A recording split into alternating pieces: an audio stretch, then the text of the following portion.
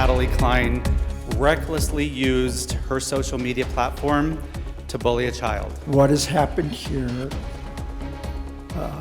cannot be tolerated. A historic day here on Utah's Capitol Hill as the legislature takes action against Utah School Board member Natalie Cline. Some community members are saying the House of Representatives didn't go far enough to punish Natalie Cline. Our active storm pattern continuing, where we'll see rain and snow tomorrow, with more on the way for this weekend and into next week. And tonight we know what it might look like if Utah lands a Major League Baseball team. The plans unveiled today that could change everything. She was just beyond joyous to see that somebody had seen the sign. And how a Box Elder County Sheriff's deputy's decision to help left one woman stunned. Live from Utah's news leader, Fox 13 News at 9 starts right now.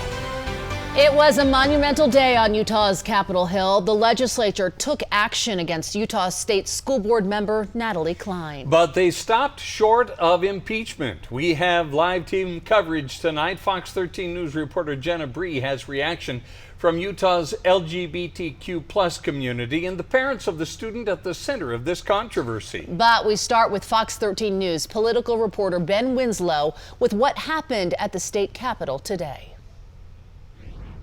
This is historic. It is the first time in the history of the Utah State Legislature they have censured a sitting state elected office holder. But the House and Senate suspended their rules to make it happen. State School Board member Natalie Cline recklessly used her social media platform to bully a child. The House introduced a resolution to formally censure Utah State School Board member Natalie Cline. Our actions do matter. What has happened here cannot be tolerated. Call out what we see is real evil. Cline, an outspoken social conservative, has so far refused calls to resign from office. The Utah State Board of Education stripped her of her duties in a unanimous vote. No child should be bullied, especially by adults, let alone by an elected official in a position of trust. Not only was this girl targeted, but her family, her basketball team, and her entire school. We are glad that we could come together on this and stand united in censuring an individual that has a lengthy history of hateful and discriminatory rhetoric, including homophobic, transphobic, and racist comments. Having received 29 yay votes. The bill passed unanimously in the Senate, with 2 votes against it in the House. Well, I'm not a big fan of condemnation, and I felt like this one had enough political implications, motivation. I thought that the legislature should, respectfully decline to participate in that. I feel like this resolution was an endorsement of board member Cline's actions, her continued actions, not a censure at all. House Democrats wanted impeachment. Her refusal to acknowledge and address her actions through resignation is very disappointing, and censorship can only do so much. But the House Speaker says they didn't have the votes to impeach, and he didn't want to turn it into a circus. He says the girl's family is supportive of their actions, and the girl continues to face harassment. I don't think that's what's best for the girl, for the family, nor honestly, I don't think it's right to give Natalie Cline a national platform to speak from, and that would do that. And in a couple of short months, the voters will have the opportunity to hold her accountable at the ballot box. Cline so far has declined requests to comment. House Republican leaders met with her, and they say she's digging in. It's probably been one of the most disheartening things that I've seen, to see her dig in the way she has. She's not remorseful. She does feel like she's the victim. And it's sad. The censure resolution went to the governor's desk, and he signed it. On the Hill, Ben Winslow, Fox 13 News, Utah.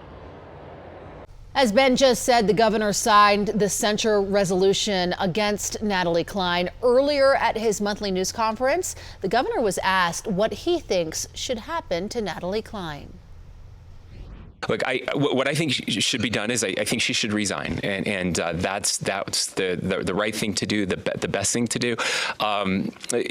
Whether she should be impeached or not, what happened yesterday has effectively removed her from any actions of the board, and so whether or not she's impeached, it probably is immaterial at this point, because that is in effect what has happened. She's not participating in meetings. She's not able to participate on any of the committees. She no longer has authority to even put agenda items on. That's a decision that was made. So that's effectively what has happened. And so I support that, and I think that's a really positive thing. Now, after all of this, some people say the House of Representatives didn't go far enough to punish Natalie Cline. Fox 13 News reporter Jenna Bree picks up that part of the story. We shouldn't be attacking anyone for being anything. We should be loving one another. Sue Robbins with Equality Utah says when legislation is created targeting the transgender community, people will try to judge bodies to assume who's in that community. This year we passed a bill that is wrapped around bathrooms and other privacy spaces. And we will see people try to be the enforcer and judge other people's bodies to determine whether they belong in a space or not. We've warned the legislature about this before they pass the bill. Jeff Merchant with the Alliance for a Better Utah says Natalie Cline's social media post is grounds for impeachment. This is a situation where we had a member of the state school board engage in cyberbullying against a student, and the legislature decided to slap her on the wrist. Earlier this week, the Alliance for a Better Utah even created a petition asking the state legislature to remove Cline. In just a few days, it's nearly gained 2,500 signatures. It doesn't look like the legislature is going to move forward with really the only thing that the legislature has, or that anyone in the state of Utah has, to be able to remove someone from office. In a statement to Fox 13 News, Al Vanderbeek, the father of the student who was targeted by Cline, wrote, quote, "It's not the resolution we were hoping for, but it's a step in the right direction. We'll wait and see if Ms. Cline follows through with what her peers on state board, the governor, members of the legislation, and thousands of parents recommend she does and resigns. It might send a bigger message if the people of Utah have had their eyes opened a little more as a result of this and don't re-elect her. Our state and our children deserve to be represented by people we can trust and that don't undermine and bully our children." Fox 13 News has reached out to Natalie Cline for comment, but has not heard back at this time. In Salt Lake City, Jenna Bree, Fox 13 News, Utah. Stay with Fox 13 News as we keep track of the controversy surrounding Natalie Cline. As soon as there are any other updates, we, of course, will pass them along to you. The Larry H. Miller Company's dream of bringing a Major League Baseball team to Utah is looking a bit more vibrant tonight. The company is investing $3.5 billion in the proposed new stadium's home, a 100-acre site along Salt Lake's North Temple called the Power District. Renderings show green spaces, shopping, residences, businesses, and an enormous stadium. It's located right along the Jordan River and right near the Utah State Fair Park.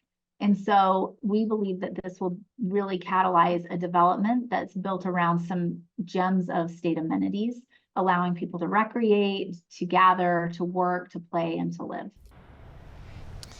Development in the Power District will begin this year. Leaders say the construction of the new headquarters for Rocky Mountain Power in late 2024 will kick off the project. A Box Elder County Sheriff's deputy is being recognized for going above and beyond to serve a woman in need. Deputy Khalil Shaw was dispatched on a welfare check last month. When he got to the home, he saw a sign that said "Help" in big red letters. The woman living in the home explained she's wheelchair bound and her cell phone was broken. She had no way to call friends or family and was running low on vital medication and food. When Deputy Shaw heard her story, he felt called to do something greater than himself. I let her use my phone to call the pharmacy to re-up all of her meds, let her call her daughter to let her daughter know that she was okay. went to the pharmacy, picked up her medications, went to Smith's to pick up some stuff from Smith's that was on her list, and then to Walmart.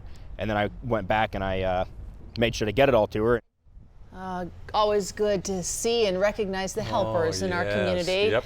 That's not it. Deputy Shaw didn't stop there. He also shoveled the woman's driveway and then took out her trash as well. He says the woman now has a phone and is in contact with a friend who is able to help her a little bit more.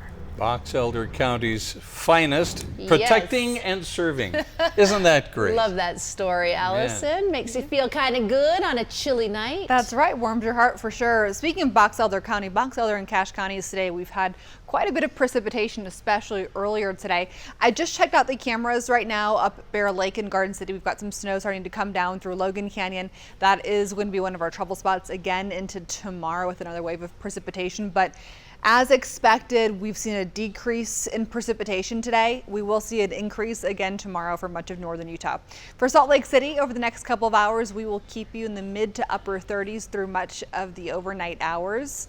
And then we head into tomorrow, we're tracking more mountain snowfall. And then we'll have another wave of precipitation on Sunday, and then potentially a stronger storm next Tuesday and Wednesday. So we've got a lot going on the next couple of days. We'll see some isolated chances for precip overnight for Salt Lake, Provo, and Ogden. But for Ogden, you're this yellow line starting at about 7 o'clock tomorrow morning. You're looking at scattered to numerous showers. We'll talk more about tomorrow's storm that's going to move through coming up in just a bit. A quote, doomsday scenario bill has health activists stressing over the fate of Medicaid expansion. Plus, Utah Senator Mitt Romney makes his annual appearance at the Utah State Capitol during the legislative session. What he had to say about the latest developments on the border crisis. And Salt Lake International is getting millions of dollars from the feds. What the growing airport plans to do with all that money. The Jazz playing their final game before the NBA All-Star break. Can they go into the break with a win over the Warriors? I'll have the highlights coming up. Welcome back, everyone. Today, a 3rd District Court judge sentenced Jonathan Johnson to 36 years to life in prison for the 2021 murder of Alonso Garcia Mendoza. Garcia Mendoza was 32 years old when he was lured into a church parking lot and fatally shot. Shortly after, 4 individuals, including 2 teens, were arrested for the murder. It's very important whenever you have gun violence, whenever you have a loss of life, whenever you have the 2 other individuals who were injured from this shooting. It not only impacts our community, but it also impacts those family members whose loved ones these are. Last May, one of Johnson's co-defendants, Shihab Wesaga, was also convicted for his involvement in the shooting and was sentenced to multiple consecutive prison terms.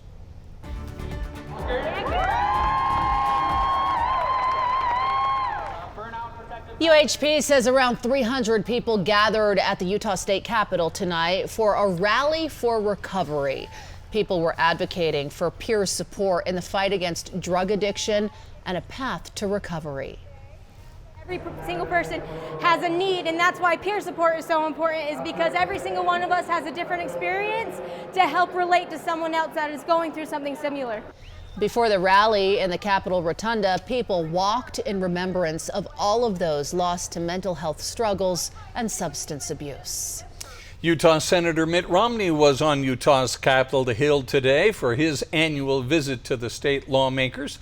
Top of mind for him was the crisis at the border. He says he's grateful to all the border officers, but he also says President Biden has let things fall apart far too long. When asked about the failure of the foreign aid funding package that included a bipartisan border security deal, he says he was disappointed in the House of Representatives. Oh, I was for the legislation that Republicans and Democrats worked on a bipartisan basis. That would have made things a heck of a lot better. President Trump called some people and said he didn't want us to do that. I think he wants to see a mess at the border for his reelection, and it may help him.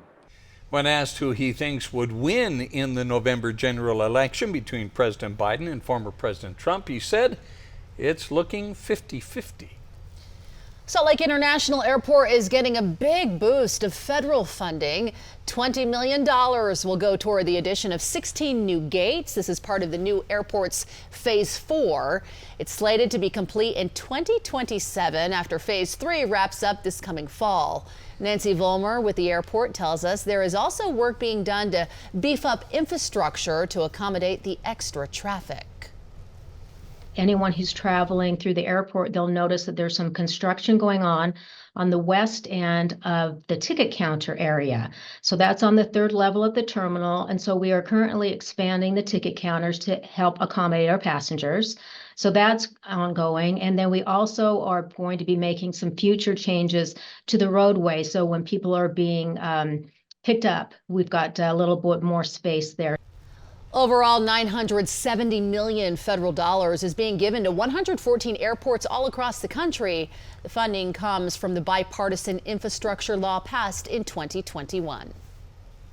Some very interesting cloud formations today up in the skies of northern Utah. It was kind of neat to see. Yeah, we had some rainbows as well. Yeah. Beautiful day, had some sunshine. You also had some of the overcast, gloomier conditions. So really, no matter what kind of weather you like, hopefully you had a few minutes of it today. I'm meteorologist Allison Krogan, tracking more wet weather for tomorrow in northern Utah. Another quick system on Sunday, and then a stronger storm next Tuesday and Wednesday. Let's go ahead and chat about our current conditions. It's somewhat chilly out there, 38 degrees, 41 for Ogden, 34 degrees currently in Provo. St. George, 50 degrees right now with some light wind out of the south at 3 miles per hour. So temperatures right now here across the state, mostly 35 to about 40 degrees. And then right now, a little bit of snow up towards Bear Lake, so Garden City, Logan Canyon, seeing some flurries. We head into tomorrow and we'll see another wave of precipitation starting mostly after about 4 a.m. tomorrow. And then we're going to see some chances even for rain or a wintry mix here in the valleys at times tomorrow. Winter weather advisories will be continuing through tomorrow evening for the mountains of far northern Utah. Beyond that, we're just tracking pretty minimal impacts. So tomorrow at 6 a.m., we're looking at about 30 to 40 degrees here across the state. Wind this evening at 10 o'clock, still a little breezy, Wasatch back, Wendover up into Evanston. By 7 o'clock tomorrow morning, still about 25 miles per hour in Evanston. And keep in mind, it's quite chilly up there this time of year, so it'll feel even cooler tomorrow. And then across the state, we'll also have a light breeze tomorrow at times. St. George, you have a pretty fantastic 7-day forecast. Earlier today, Bob was saying how the 67 degrees that you have in the 7-day forecast, the upper 60s is looking really good. For tomorrow, you'll be low 60s for a daytime high, but you'll start off cool. You'll be close to about 35 to 40 degrees in southern Utah tomorrow morning. Obviously much chillier in areas like Bryce Canyon. Wasatch Front tomorrow, upper 30s when you wake up, cloudy sky, widely scattered rain or a wintry mix. Maybe some flurries at times depending on the intensity of that precipitation. By tomorrow at 4 o'clock, evening commute could be slick in some areas. If you've got a road trip and you're going to be driving along mountain passes in far northern Utah, you might run into some slick spots out there. But then we've got tomorrow's wave of precipitation moving through that'll stick around through Friday evening, mostly valley rain, mountain snowfall, but we could see a wintry mix at times here in the valleys. By Sunday, another wave of precipitation, mostly a break for the holiday on Monday for President's Day, for Washington's birthday. And then by next Tuesday, Wednesday, we are tracking potentially a stronger storm. Another atmospheric river event could be impacting us here in Utah. For St. George, 61 tomorrow, 65 on Saturday. Then Monday, that's the holiday, and that's the day that Bob was eyeing earlier. He was saying, that sounds fantastic. Then we'll see some chances for rain in southern Utah next week, scattered rain next Wednesday, and by next Thursday, still about 60 degrees. And for the Wasatch Front, mid to upper 40s through the weekend. So for tomorrow, widely scattered snow or rain. Saturday, a break, partly cloudy. 49 on Sunday. More chances for rain into early next week. We'll chat more about that stronger storm coming up later in the hour. We'll be right back.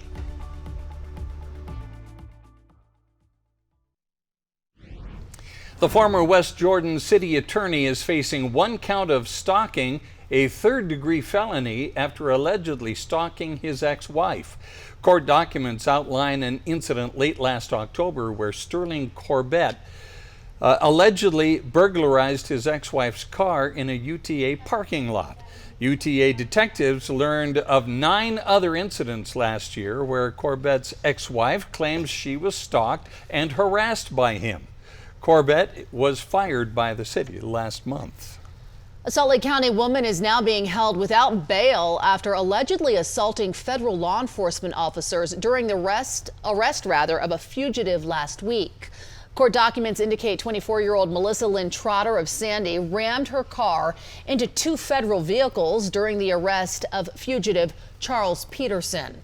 After blocking her car with their own, she and Peterson were taken into custody. Trotter faces 3 counts of assaulting a federal officer involving the use of a deadly weapon. After more than 2 years since a fatal shooting outside a graduation party in South Jordan, the suspect in that incident has been sentenced. We hear from the victim's family. Medicaid expansion could cut back under a proposed bill. I'll explain what would be the first to go and how this could affect you. There's a new playground coming here to Clearfield, and it's designed by one special resident. It's a loaded field on the PGA Tour, including Tiger Woods and Tony Finau. I'll tell you how they played in the first round.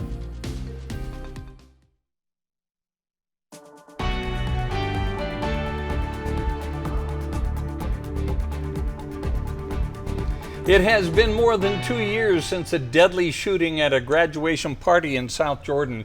Today, the defendant, who was found guilty of killing 19-year-old Kelly Glabensky, was sentenced. Fox 13 News reporter Chris Arnold spoke with the victim's family following the sentence.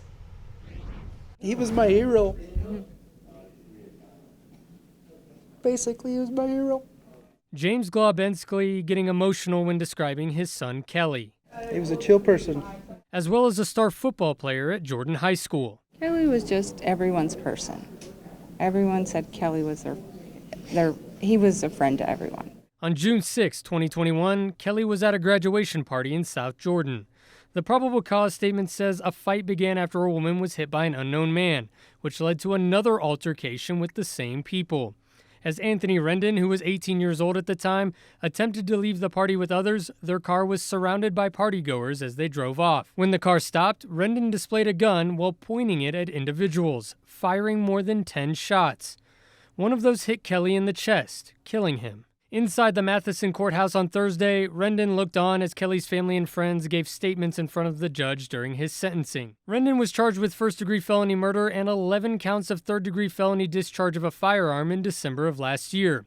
Before his sentence was handed down by the judge, Rendon also had a chance to speak.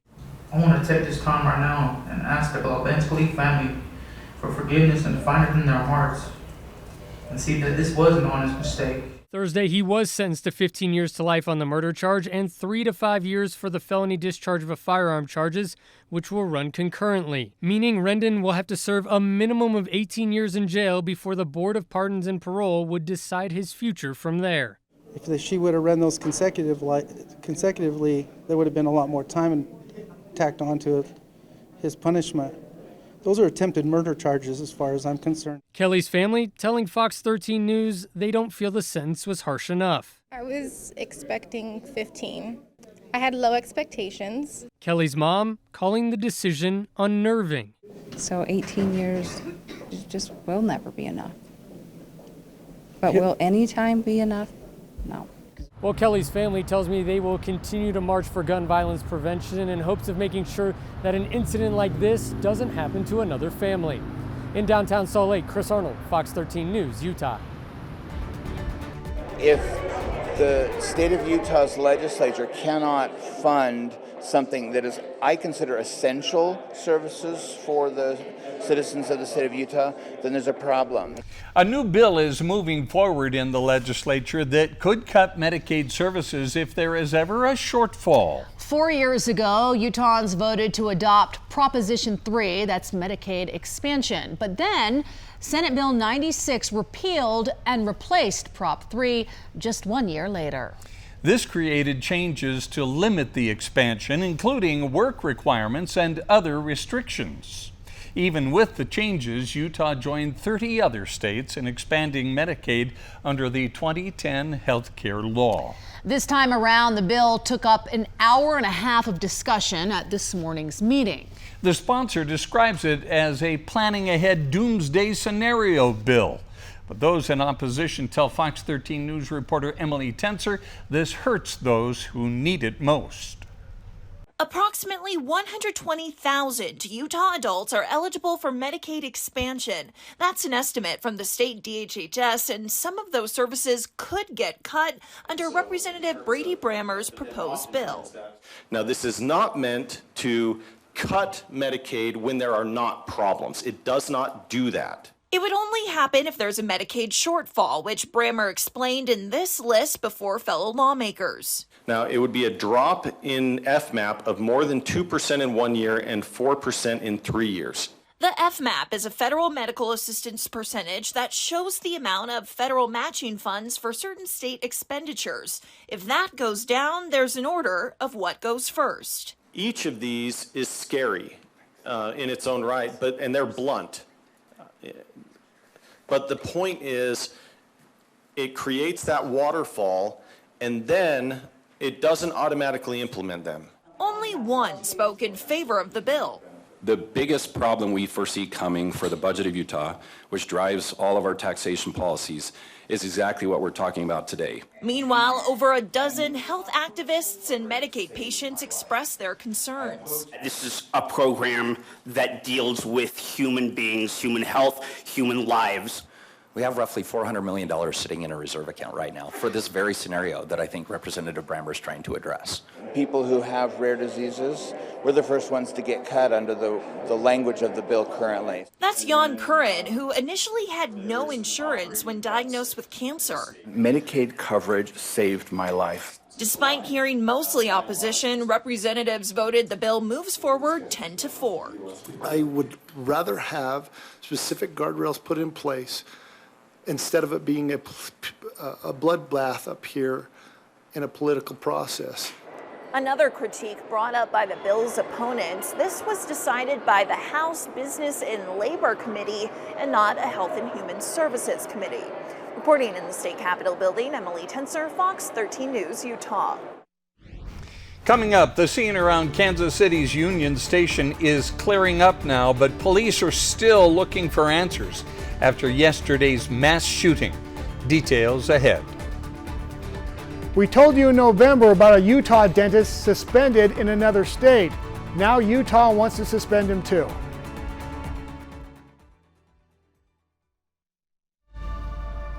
I'm Nate Carlisle with KSTU here in Salt Lake City. Can we talk to you for a couple minutes about your case in Arizona? Tonight, we have an update to a story the Fox 13 News investigative team shared in November. Utah wants to revoke the license of a dentist who is on the sex offender registry in another state. Fox 13 News investigative reporter Nate Carlisle says the primary complaint isn't about dentistry itself. This is a notice of agency action sent to Thomas Endicott, a dentist licensed here in Utah. He's on the sex offender registry in Arizona. This notice from the Utah Division of Professional Licensing, or DOPL, says Endicott failed to tell DOPL about a 2018 arrest for failing to register as a sex offender in Arizona. That's the primary allegation in this notice. The last allegation points out Endicott agreed to stop practicing in Arizona, at least temporarily, after the death of a patient there. DOPL is seeking to revoke Endicott's license to practice dentistry in Utah. He has an opportunity to respond to these allegations, and for now, according to a state website, he is still licensed to practice here. DOPL declined our interview request. Neither Endicott nor his attorney responded to our request. Here's what a law professor told us about licensing standards back in November, and what Endicott's attorney told an Arizona board in 2022 about that patient death. It's our position that Dr. Endicott appropriately managed the patient's care and treatment as he tried to walk through an emergent situation. So states are allowed to license professionals and they can have higher or lower standards. So it is the case that you could have a dentist that might be considered too unsafe to practice in Arizona, but not too unsafe to practice in Utah. Endicott is contesting his suspension in Arizona. He is on the sex offender registry for a conviction in Michigan. He pleaded guilty to a charge alleging he pinched a female employee on the butt. You can find our previous story about Endicott explaining how he received a license in Utah in the first place by going to fox13now.com. For right now, in the studio, Nate Carlisle, Fox 13 News, Utah. No charges have been filed yet after a fatal shooting brought the Kansas City Chiefs Super Bowl victory celebration to a tragic end. We are also learning more about what led up to the shooting. Scripps News correspondent Thomas Hoppo has the latest from Kansas City. As the scene here in downtown Kansas City is getting cleaned up, a vigil was held to promote unity and support the victims of the shooting. The number of people injured here in downtown Kansas City has gone up. 22 people were injured. One person has died, bringing the total number of victims to 23. We know the person who died was a local radio DJ, 43-year-old Elizabeth Galvin. Her friends say she was the light of every party, and her older brother, Beto Lopez, wants people to come together during this time of mourning. Yeah, many of the impacted families, their loved ones that suffered any kind of injury, they're not numbers, they're not statistics, they're humans, they're real people, and such as we are. And I think hopefully this bonds many people in this community. Kansas City is very resilient, and there's a lot of love here. We're very friendly in this community, and we're hopeful that this horrible situation can somehow, some way find solutions and become more positive. We've also learned that of the 3 people detained by police, 2 of them are juveniles still in custody. The other was released Thursday. Police still have parts of the area blocked off where the gunshots happened. This is at the end of the Kansas City Chiefs Super Bowl parade route. Police say they are still gathering information, but did release details about what they think started all this. I want to stress that preliminary investigative findings have shown there was no nexus to terrorism or homegrown violent extremism. This appeared to be a dispute between several people that ended in gunfire. Police tell us that the victims' ages range from 8 to 47 years old, and many of them are under the age of 16, and several are still recovering in the hospital. Thomas Hoppo, Scripps News, Kansas City. Coming up, we'll introduce you to a Clearfield girl with some big ideas in mind for a new playground in her local park. And coming up, temperatures tomorrow again a little bit above average, but we have another wave of precipitation. More on that, plus the timing of another storm this weekend coming up. Coming up in sports, we got Tiger Woods and Tony Finau playing on the PGA Tour this week. I'll tell you how they did today in Los Angeles. And the Jazz battling the Warriors for the second time this week. And this one came down to the wire. The highlights are on the way.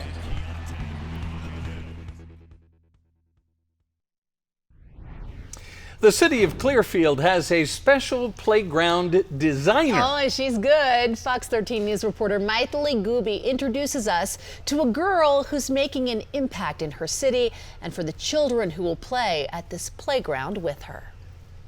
Yeah, I like drawing. Meet Rosalie, an 11-year-old who lives in Clearfield. She saw designs posted for a new playground at Thornock Park. Once we saw the photos on Facebook, I didn't think that me and my sisters would play well together because my youngest sister Addie, who's 3, can't really go on them. So Rosalie picked up her pencil and designed her own playground. I did it on all different angles, and this is one of the angles, and it's from where the monkey bars and little slide are. And took them to the city. So could you do a mom a favor? Could you look at these drawings that she's put together because she worked really hard on them? When Clearfield City saw Rosalie's designs, they knew they had to build her playground, but it was too late at Thornock Park. That's why they decided to build it here at Bicentennial Park so Rosalie could play with her sisters and see her designs come to life.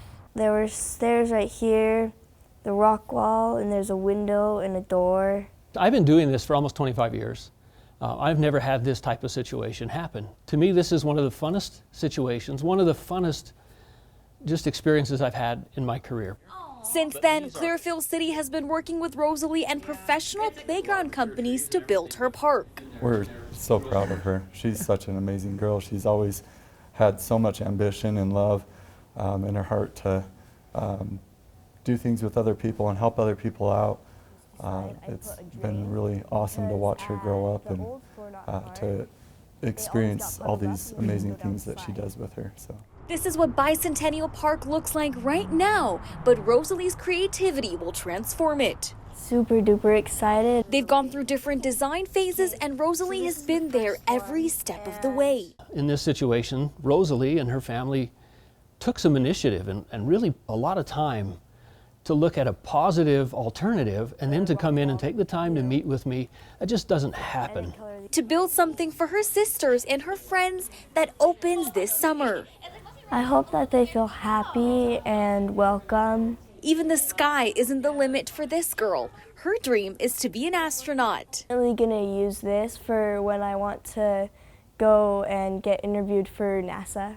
Making a difference, one planet at a time. Doing this for everyone, and that it's for all ages, and that I really want everyone to have a good time and be able to use their imaginations. In Clearfield, I am Maithili Gopi, Fox 13 News, Utah.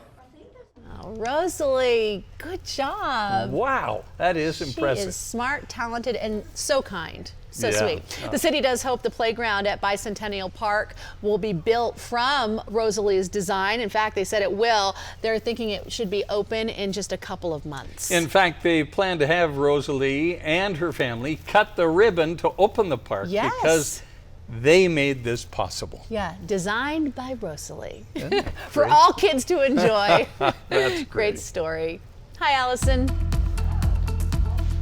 In a couple of months, we will have some park weather for today and tomorrow, though. It's been quite wet out there, especially up in the mountains. Brighton, 16 inches of snow, Powder Mountain just about there.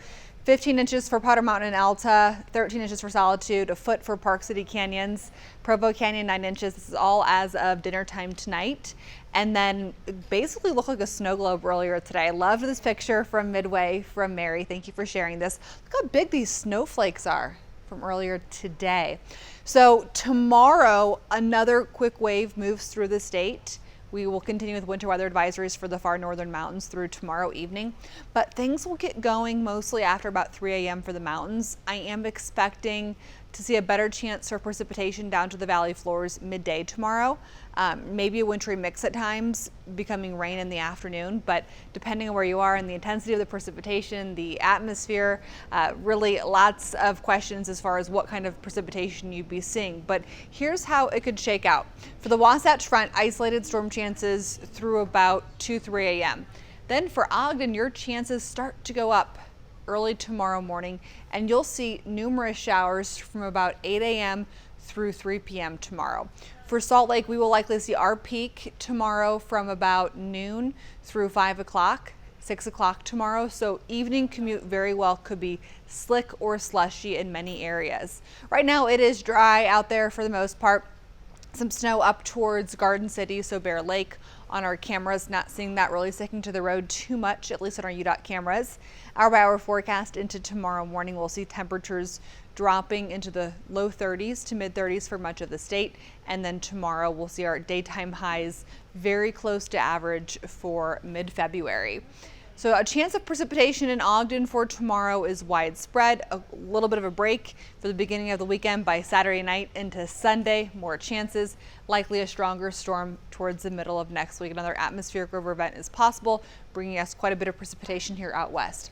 For Provo, widely scattered showers for tomorrow, and then we're going to have more precipitation late in the weekend and into the middle part of next week. For St. George, you're likely staying dry through the rest of this work week and weekend, and then you'll see some additional chances for showers next Tuesday and Wednesday.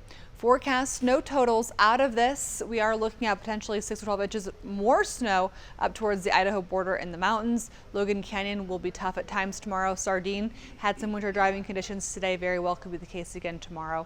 For St. George, 61 tomorrow, 65 on Saturday and Sunday. Then President's Day Monday, 67 in St. George. If you're traveling on Monday, that will hopefully be decent for travel here across the region ahead of some pretty big changes for next Tuesday and Wednesday, a bit more widespread. But for tomorrow, 46 in Salt Lake, widely scattered snow or rain.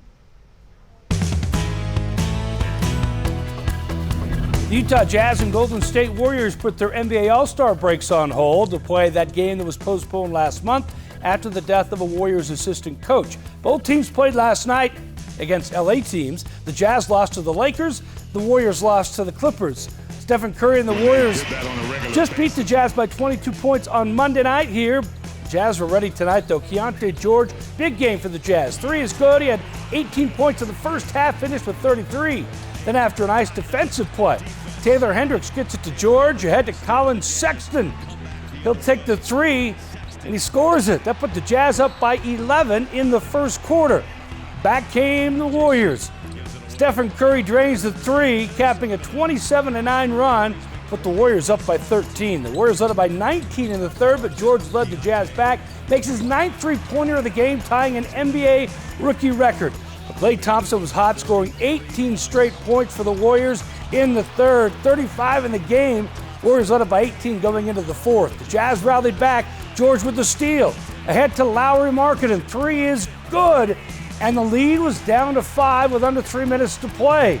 The Jazz battle for the offensive rebound here. It's Sexton who gets it and scores. The lead was down to 3.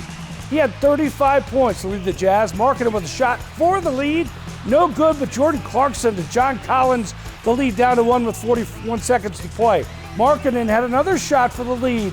No good. Collins battles for the rebound. Still time, but he throws it into the 7th row. Oh boy, the Jazz though still got the ball back, down 3. Sexton had a good look to tie it. No good, but what an effort. The Warriors held on to win it 140-137. The Jazz go into the All-Star break at 26-29 after 4 losses in a row. Tony Finau is in the field this week at the Genesis Invitational in Southern California. Made this eagle putt on the par 5 5th hole. He got to 4 under par after making birdie here on the 9th hole, but he fell back a bit. He's 6 shots off the lead at 1 under par. Tiger Woods playing on the PGA Tour. First time since the Masters last April. Nice birdie putt here. How do you like the clothes? New clothing line for Tiger. But it wasn't all good. Shanks this one right into the tree on the 18th hole. He made bogey to shoot a 1 over par 72, but great to see him back out there on the golf course. Be fun to watch him the rest of the weekend. Oh, dear. I was checking out the clothing. I was trying to find the ball. Yeah, good luck. They had a lot of guys looking at that ball. They found it. Sure they did. So the Jazz going to the All-Star break, 4 straight losses. Oh, But tough what an loss effort tonight. Yeah. It was close. Battled back and fought hard, but Yeah. I guess you can't win them all. That's our guys. Thanks, Jeff. We'll be right back. Ooh, he is the highest paid actor in the world, and he's branched out to other business ventures like owning a minor league football team and owning his own brand of tequila, pardon me. This man is Dwayne "The Rock" Johnson. He's on top of the world right now, and he's coming to Salt Lake City tomorrow. No, really? Oh, yes. The Rock is being advertised for WWE's Friday Night SmackDown show, which is happening at the Delta Center. So if you would like to see him in person, tickets are still available on SeatGeek, but they're going fast. If you can't make it, you can watch SmackDown tomorrow night right here on Fox 13 at 7 p.m. Then keep it right here for Fox 13 News at 9. So he has his own tequila, guys. There you go. Yeah. Our good friend Timmy Van Skyhawk is going to that tomorrow. Nice. Going to WWE. You go, Tim. Call us afterwards and tell us how it went. I wonder if The Rock's going to take the ring. Good question. Quickcast is next.